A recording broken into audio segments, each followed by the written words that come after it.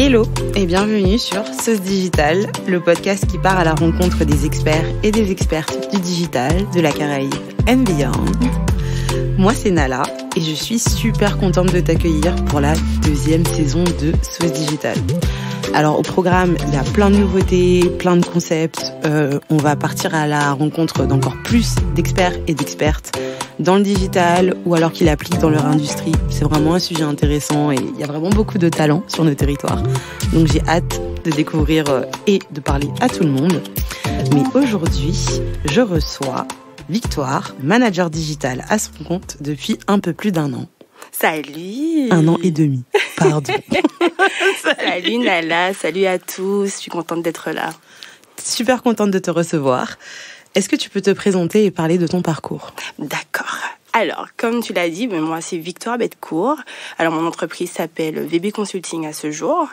Et alors, mon parcours, aujourd'hui je suis manager digital, oui, mais je ne savais pas que j'aurais fini manager digital. Ouais. D'accord. On a commencé, en fait, à la base même, je voulais être assistante sociale. Dans tous les cas, voilà, je voulais aider les gens. Je me suis dit que le seul métier pour aider les gens, c'est vraiment être assistante sociale. Et puis, un jour, j'ai un changement brutal qui se passe en 2018.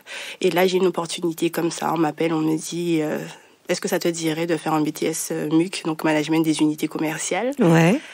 Je me dis, mais je suis pas commerciale, en fait. Qu'est-ce que je rentre dans la vente? Qu'est-ce que je rentre dans ça?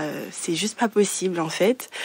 Et puis, comme je t'ai dit qu'il y a eu un changement brutal, donc j'étais un peu désorientée. Puis je me dis, mais rien ne se passe pour rien, blablabla, les croyances, tu connais? Ouais. Donc voilà, je tente. Et là, je commence première année de BTS MUC. Je vais pas te mentir, bof.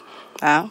Pourquoi bof? Bof par rapport à la pédagogie, je trouve que c'est très théorique. On a des cours qui datent depuis, tu sais, je sais pas si tu te rappelles, avant Destreland s'appelait, je me rappelle plus comment Destreland s'appelait avant. Tout le monde disait, oui, j'oublie. Ah, pas Carrefour, mais ouais, non mais je sais, ouais, j'oublie. si, je vois ce que tu veux dire, mais je sais plus. Non, mais j'ai que le nom d'Estreland dans la tête. Claire, il y avait un autre truc, c'était quoi? Il y avait Carrefour, Cora. Alors vas-y, on a des études de cas qui datent. Oui. Donc pour moi, on est loin de la réalité. Franchement, je me suis dit. Ça m'a fait une anecdote quand je faisais mes études. On a eu un cas sur Pixmania. Est-ce que tu connais Pixmania? Je quoi? C'est, je crois, un revendeur d'électroménager. En fait, c'est l'ancêtre du e-commerce. Et la question, c'était, est-ce que du coup, ils devraient se lancer dans le e-commerce ou rester avec leur boutique classique? Et du coup, ça, c'était on a eu le cas peut-être genre une semaine après qu'ils ont annoncé qu'ils arrêtaient les boutiques physiques et qu'ils faisaient que du digital, donc qu'ils allaient vendre que en e-commerce, tu vois. Mais c'était quand même notre étude de cas. Et il fallait quand même présenter les 2 options. Alors que dans la vraie vie, voilà quoi. C'était très bizarre. Et le cas, c'était peut-être en 2017. Le cas, il datait de 2005. Ouais. C'est abusé. Mais non. Il parlait du e-commerce comme une révolution, tu vois. J'étais là, ouais, bon. C'est plus trop ça maintenant, mais ok. Oui, c'est tout ça durant cette année de BTS MUC où je me suis dit, mais qu'est-ce que je fais là? J'ai pas l'impression vraiment qu'on est dans la réalité des choses et tout. Donc j'étais un peu sceptique.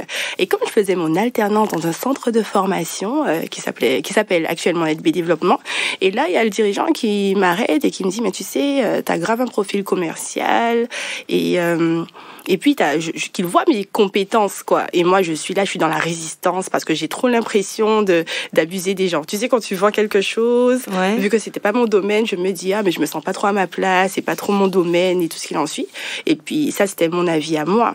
Sauf que les autres, quand ils me voyaient faire, par rapport à mon aisance relationnelle, par rapport à ma façon de faire, eux, ils ont dit, mais non, Victoire, en fait, au bout d'un moment, lâche prise et regarde, en fait. Au bout d'un moment, transforme ça en force et arrête d'être sceptique en pensant, arrête de diaboliser la vente, le commerce, arrête ça. C'est peu le nerf de la guerre, là, quand on y pense. Après, j'ai appris que, en fait, il fallait, c'est selon tes valeurs et tes convictions, en fait. C'est-à-dire que si aujourd'hui, c'est un produit que tu ne sens pas et que tu as l'impression, effectivement, d'abuser sur les gens, mais ne vends pas. Vends quelque chose où tu es convaincu toi-même et puis vas-y, sois en accord et aligné avec tes valeurs et tes principes, tout simplement. Donc, il m'arrête et il me propose le titre professionnel chargé de recouvrement, Bac+2. Et là, je pèse le pour et le contre, car je suis en BTS MUC, il me propose une opportunité. Et là, je me rends compte qu'en fait, qu'il faut prendre en compte la particularité de l'île. D'accord, on est en train de créer une usine à gaz de BTS MUC. C'est intéressant ce que tu dis. Oui, tellement qu'il y avait des BTS MUC à l'époque. On trouvait des BTS MUC en tant que pompiste. C'est-à-dire, tu vois ce que je veux dire? Ça veut dire ça... Pas du tout. Alors là, un BTS MUC pompiste, je le vois absolument pas. D'accord. Eh ben... Mais ça me rappelle que... j'en parlais avec quelqu'un que je connais qui est dans un centre de formation, qui travaille dans un centre de formation, et qui me disait que des fois, ça pouvait manquer en cohérence par rapport au cursus, tu vois. Genre des community managers qui sont en alternance dans des stations-service, tu vois. Oui, c'est exactement qui, du coup, ça. En soi, tu peux te douter qu'ils seront pompistes. Après, je pense que c'est un peu le truc, je sais pas si t'es passé par là, moi, oui, mais... du stage où tu penses que tu vas faire des tâches stratégiques, opérationnellement stratégiques, et en fait tu te retrouves à faire de la vente ou du réassort ou à être pompiste. Et du coup, c'est pas en soi c'est pas grave, mais c'est juste pas ce qu'on t'avait promis, quoi. C'est ça. Et c'est pas ce pourquoi tu étudies. Et du coup, maintenant aussi, ces gens, ils sont où? Est-ce qu'ils ont trouvé un travail en tant que commercial quelque part? C'est quoi les réels débouchés, en fait? C'est clairement ça. Après, moi, je sais pas. Il faudrait que je pose des questions à mes anciens collègues. Mais en fait, voilà. Quand moi, j'ai fait l'analyse entre les BTS MUC qui sont en train de créer des usines de BTS MUC et qu'il n'y a pas de la place pour tout le monde, en tout cas. J'ai fait des recherches sur le chargé de recouvrement. Et le chargé de recouvrement, j'ai vu qu'il y avait pas beaucoup en Guadeloupe. Et puis, c'est quand même un salarié clé, quoi.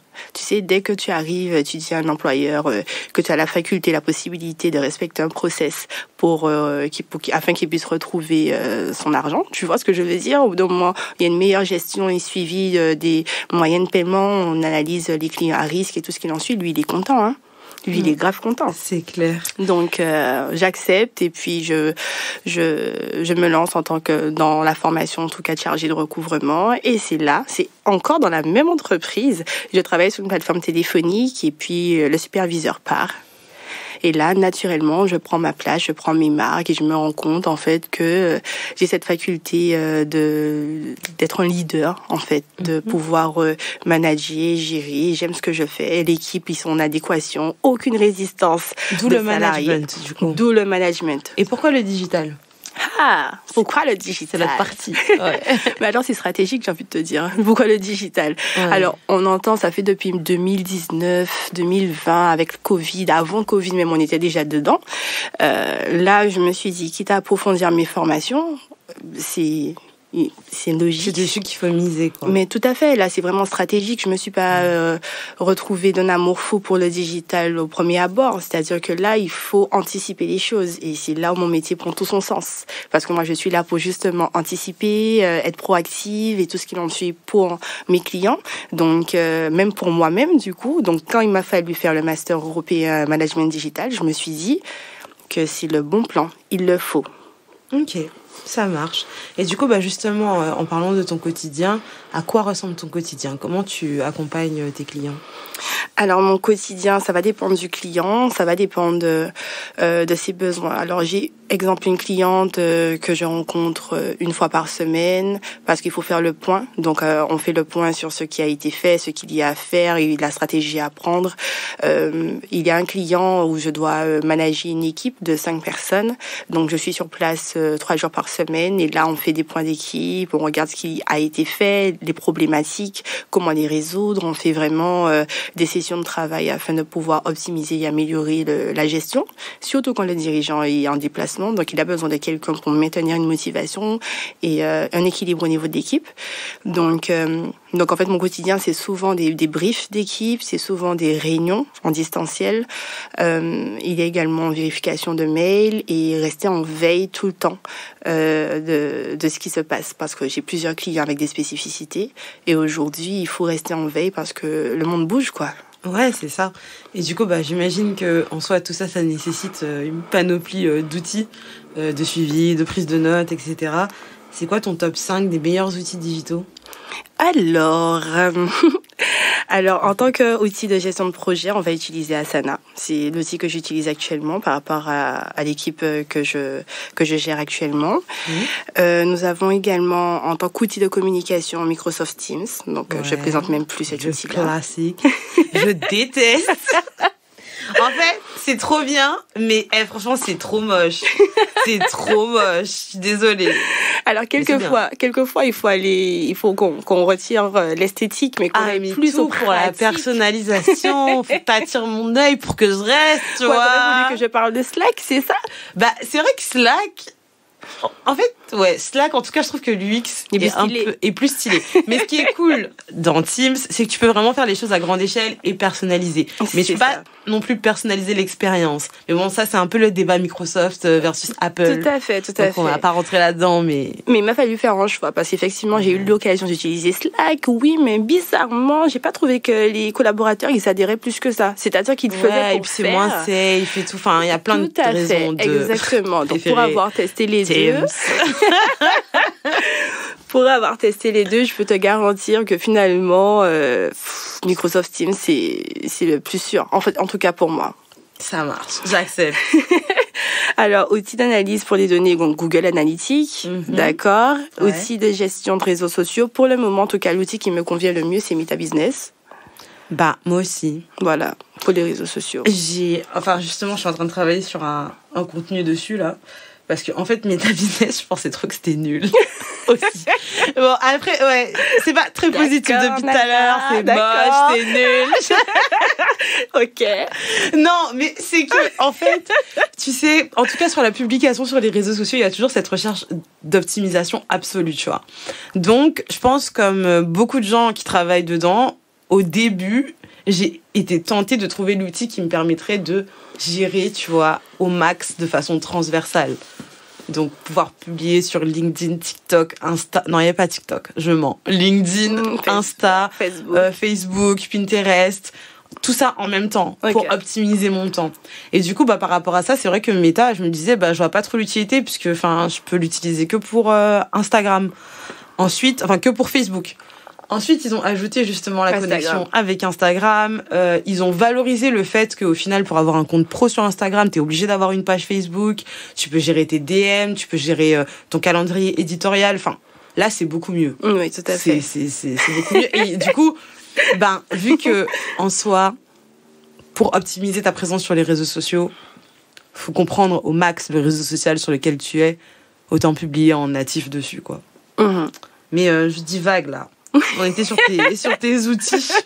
Alors, le 5e outil, c'est la gestion de relations clients. Donc, le CRM qu'on va utiliser, mais ça va dépendre encore. Moi, l'outil que j'utilise actuellement, c'est celle-ci pour l'équipe, pour l'équipe que je coordonne actuellement, c'est celle-ci. Parce que c'est un outil que j'aime bien. On ne connaît pas trop celle-ci, d'accord? Mais c'est un outil que j'aime bien. En tout cas, ce sont mes outils favoris pour ma vie de manager digital. Ça marche.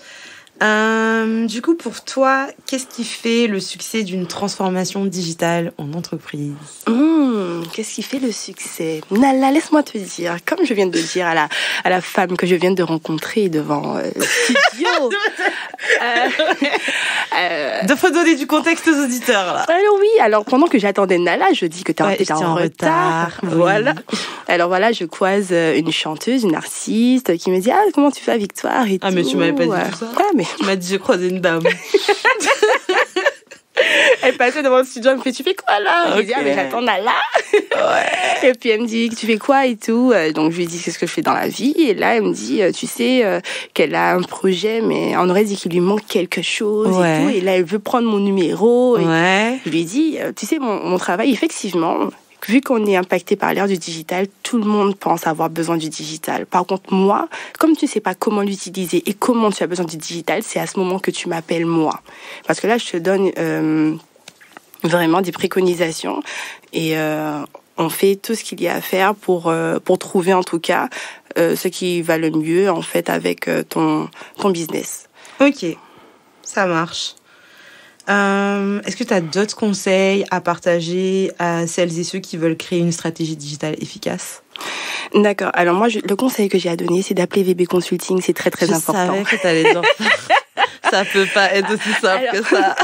Mais c'est pas possible, en fait, parce qu'au bout d'un moment, il faut arrêter de polluer son organisation avec des outils qui ne servent strictement à rien. Il faut aujourd'hui donner un sens à ce qu'on fait. Donc, en fait, oui, le digital va servir à optimiser son organisation, à accroître son chiffre d'affaires. J'en disconviens pas. Sauf que là, aujourd'hui, il faut avoir une stratégie réelle et ne pas être dans le déni de son organisation. Donc, tu as une structure, tu sais qu'il te faut le digital, donc il te faut avoir un entretien pour qu'on puisse préconiser ensemble ce qui te va le mieux, trouver le canal qui correspond le mieux à ton organisme. Et après, vas-y, on se lance. Mais arrêtons de faire du gaspillage, ok?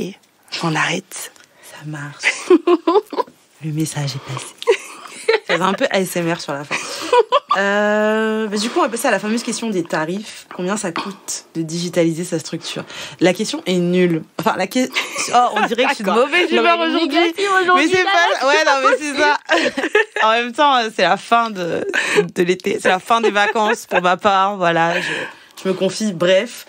Parce que, en fait, en soi, ça dépend tellement de la taille de la structure, de son besoin. Enfin, digitaliser une structure, ça peut coûter 2 000 € comme 20 000 €, en fait. Tout à fait. Donc, du coup, j'annule ma question. Je te pose une autre question. Dis-moi. Qui est, storytime, ta meilleure ou ta pire anecdote depuis que tu es manager digital. Alors, moi, on parle de ce qui est bon aujourd'hui, d'accord? Ouais. Ok. Ça va t'impacter peut-être. Ouais. Voilà. Alors moi, alors c'est récent. Alors c'est parce que depuis peu, comme je t'ai dit, je manage en fait une équipe de 5 collaborateurs. Et aujourd'hui, avoir des retours du dirigeant comme de certains collaborateurs me disant mais en fait, je la trouve beaucoup plus impliquée depuis que tu es là. Je la trouve beaucoup plus investie depuis que tu es là. Et puis voilà, moi, entendre le dirigeant qui m'appelle pour me dire qu'en fait, il sent que ses collaborateurs sont beaucoup plus impliqués dans les projets. Et là, pour moi, c'est beau. Parce que... Mais ça fait trop du bien de savoir que ça marche. Mais ça marche. Parce que les gens, ils te disent quand ça va pas. Je reviens avec mon nuage noir. Mais ils te disent jamais quand ça va. Mais alors aujourd'hui, j'ai pris conscience de ma personnalité. Parce qu'il y a les compétences. Donc en fait, effectivement, j'ai des compétences techniques. Mais par rapport à moi, qui je suis, ma personnalité, mon caractère, à ce que je peux donner aux autres, je sais que je peux mettre ça à contribution. C'est pas possible. Je sais que je peux faire quelque chose et changer quelque chose. Donc là, aujourd'hui, je me dis, tu sais quoi, Victoire? Lance-toi. Et là, je me suis lancée et puis j'ai des retours en mode ça fonctionne. Donc, je vais juste faire une petite parenthèse. Par rapport à ça, je suis de plus en plus en adéquation avec qui je suis. Et donc, je continue et j'ouvre en fait mes compétences en faisant de la conduite du changement. Et là, je vais viser les institutions publiques. Pourquoi? Parce qu'il y a trop de résistance salariée. Il y a trop de résistance de salariés par rapport à un changement de projet, par rapport à un projet digital à mettre en place. Donc là, aujourd'hui, j'arrive et on va procéder à de la méthode agile pour pouvoir mettre en place la méthode qu'il faut et éviter la résistance de salariés. Ok. Tu vises une institution en particulier? Est-ce que je vise une institution? T'as dit? Ah oui, on est déjà en pourparlers. Je sais pas si je peux dire maintenant, mais... c'est toi, hein. Alors, vous allez entendre parler de ça. Connectez-vous à ma page et puis on reste... Elle fait de la com jusqu'à la fin. Mais ouais. Attends la fin de l'épisode. C'est dans 2 questions. Dernière question, du coup. Comment les compétences du digital vont évoluer dans la Caraïbe, selon toi? Déjà avant l'étape Covid, on était déjà en train de s'approprier en fait des outils digitaux. La Covid, là tout le monde, ils ont paniqué, donc le management télétravail a commencé. Ils ont commencé vraiment à se dire que le digital du moins permet d'anticiper des crises comme ça. Donc là maintenant tout le monde, les entreprises ont augmenter, on va dire, l'utilisation des outils digitaux. Pour moi, aujourd'hui, ça continue à s'amplifier parce que ça impacte considérablement le monde, le digital. Et nous, Antilles-Guyane, on est carrément dedans, quoi.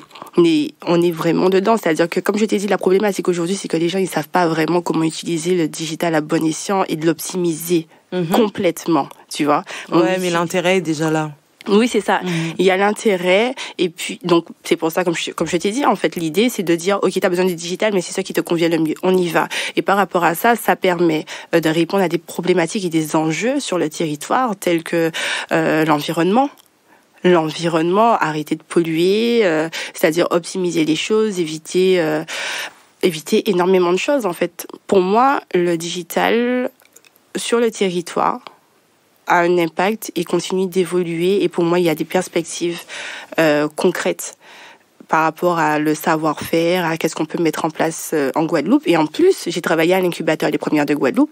Les femmes, elles avaient des projets, développer des applications mobiles, des plateformes pour favoriser la mise en relation. Qui implique le digital, quoi. Mais il y a que ça. De toute façon, maintenant, là, c'est inclus partout. C'est marrant que tu en parles aussi comme quelque chose qui peut répondre aux problématiques environnementales et tout, parce que j'ai l'impression que en Europe, en tout cas en Occident, on est sur une overdose du digital et sur comment gérer justement l'impact négatif du digital autour de nous par rapport à l'environnement. Et du coup, vu qu'on en est aux prémices sur nos territoires, c'est différent, et je me dis que c'est aussi l'opportunité de faire les choses différemment et de pas tomber dans cette profusion d'informations. C'est ça, parce que je sais pas pour toi, mais je dirais que un client sur 3 que j'ai, au final, dans sa demande, ça implique ce qu'il a vu chez le concurrent. Ce qui n'est pas forcément mauvais, analyse concurrentielle, pourquoi pas, tu vois. Mais au final, pour moi, il s'agit de créer quelque chose d'intéressant et qui sert tes objectifs commerciaux. C'est exactement ça, Nala. On y est. Ouais, voilà.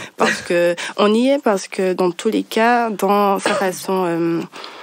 Pour moi, c'est pour ça que c'est le bon timing. Je te parle de conduite du changement pour éviter la résistance. Comme ça, on pourra implanter les choses convenablement.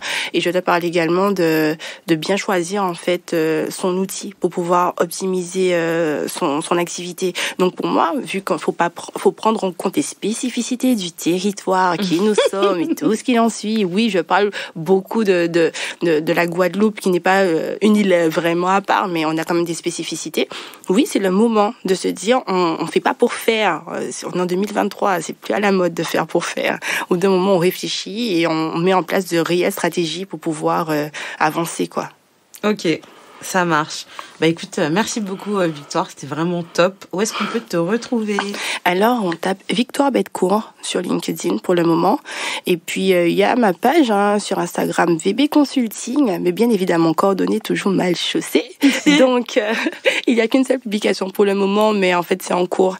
Donc, on peut me retrouver sur Instagram, mais surtout sur LinkedIn, avec Victoire Betcourt, et puis on m'envoie un DM. Ok. Qui aimerais-tu entendre sur ce digital? Alors, il me faut uniquement des personnes dans le digital. Je peux être plus vaste. C'est mieux, ouais. Ouais.